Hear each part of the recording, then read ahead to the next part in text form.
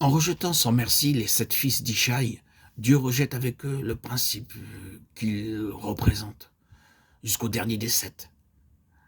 Dieu se montre opposé à tous ceux qui a quelques valeurs propres et peut se recommander de soi-même à l'homme naturel, et même à l'homme religieux.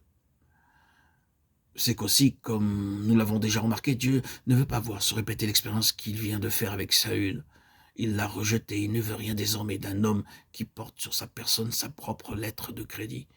Quant à David, personne ne pense à lui, il garde les brebis. Mais Samuel se souvient sans doute de la parole que Dieu a prononcée. J'ai vu parmi les fils d'Ishaï celui que je désire pour roi. Sont cela tous tes fils? J'en ai bien encore un, mais je n'ai pas pensé que cela valût la peine de le faire venir.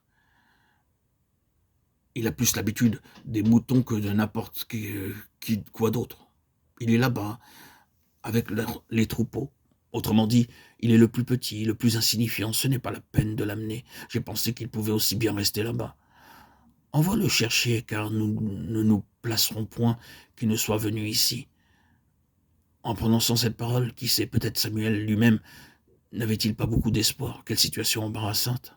Ainsi, on amène David. Quand il est là, Dieu dit à Samuel, lève-toi, oins-le, car c'est lui. En apparence, l'onction de David n'a pas de suite.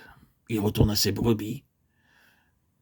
Cependant, les autres fils d'Ishaï suivent Saül à la guerre. 40 jours durant, Israël fait face aux Philistins. C'est probablement à ce moment-là, c'est-à-dire à la fin de ces 40 jours, que David est envoyé au camp par son père avec des vivres pour ses frères. Et c'est alors seulement, quand il est encore sous le coup du défi de Goliath, qu'il vient d'entendre que quelque chose transpire de son histoire secrète avec Dieu. En réponse aux questions de Saül, il parle du lion, il parle de l'ours et raconte comment Dieu l'a délivré de l'un et de l'autre. Oh, que c'est beau! Cet homme qu'on méprise, qui est partout de trop, qui n'a ni position ni réputation pour l'accréditer auprès de ses semblables. Il a des rapports secrets avec Dieu, dans les champs, dans le désert peut-être. Or, cette histoire secrète avec Dieu est certainement pour quelque chose dans ce qui nous est dit de son apparence extérieure. Cette contenance, cette beauté, cet éclat, dans l'expression trahissant quelque chose qui est de Dieu.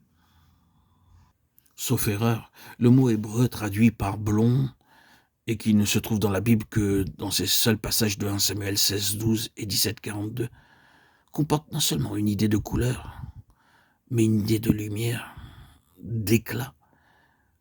Il ne se rapporte pas nécessairement à la chevelure. Si ces détails sont mentionnés ici, cela ne veut pas dire que Dieu se soit basé sur l'apparence extérieure de David pour fixer son choix ou lui manifester son approbation. Ce qu'il faut voir là, chez David, c'est simplement un indice, un signe visible qui atteste la présence, à l'arrière-plan de sa vie, de quelque chose de spécial. C'est vrai, et il faut le reconnaître. Très souvent, quand Dieu choisit un homme pour faire son œuvre, cet homme semble porter sur sa personne sa propre lettre de recommandation.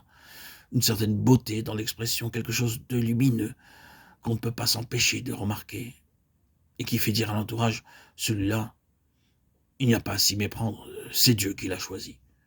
Ce n'est pas étonnant que l'onction de Dieu repose sur lui.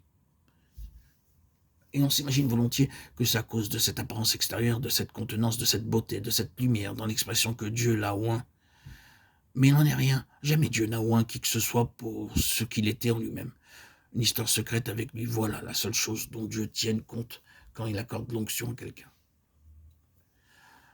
Ce n'est donc pas à cause de ce que David était en lui-même, de son naturel, qu'il a trouvé place au milieu des hommes.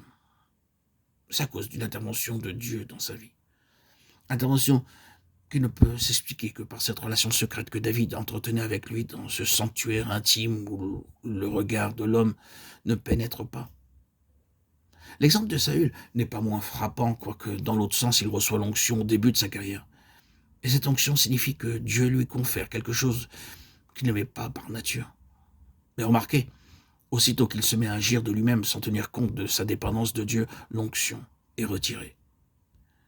L'explication de sa déchéance est là tout entière. S'affranchissant de l'onction qui repose sur lui, il prend une initiative personnelle et décide de ne pas attendre Samuel. aussi, désormais. L'onction est perdue pour lui. Bien-aimés, chers amis auditeurs, auditrices, il vaut la peine d'y réfléchir. Nous pouvons avoir reçu l'Esprit. Il peut être là, en nous. Nous pouvons bénéficier de sa présence permanente, sans qu'une faute de notre part nous prive nécessairement des bienfaits de son ministère. Parce que dans cette économie, nous commettons des fautes. Il ne s'ensuit pas que le Saint-Esprit doive se retirer de nous. Mais ce que nous pouvons perdre, c'est l'onction. Il y a une différence, frères et sœurs, chers amis, bien-aimés, entre l'onction et le simple fait d'avoir l'Esprit. L'onction représente l'équipement spirituel dont nous avons besoin pour réaliser notre vocation. Et cet équipement peut nous échapper. Prenons un exemple pratique. L'onction peut avoir conféré à un frère un don spécial pour l'enseignement des choses de Dieu.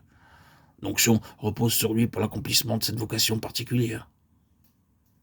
Mais qu'à un moment donné, il s'engage dans un mauvais chemin, tous les bienfaits de l'onction seront perdus pour lui. Il pourra continuer à parler, mais sa parole n'aura plus de puissance. Il prêchera, comme par le passé peut-être, mais son message restera sans effet. Continuer à exercer la fonction alors que peut-être l'onction s'en est allée, c'est là qu'est le danger pour nous. Nous posons donc en principe que l'onction est quelque chose que nous pouvons perdre, sans que pour cela le Saint-Esprit ne soit repris.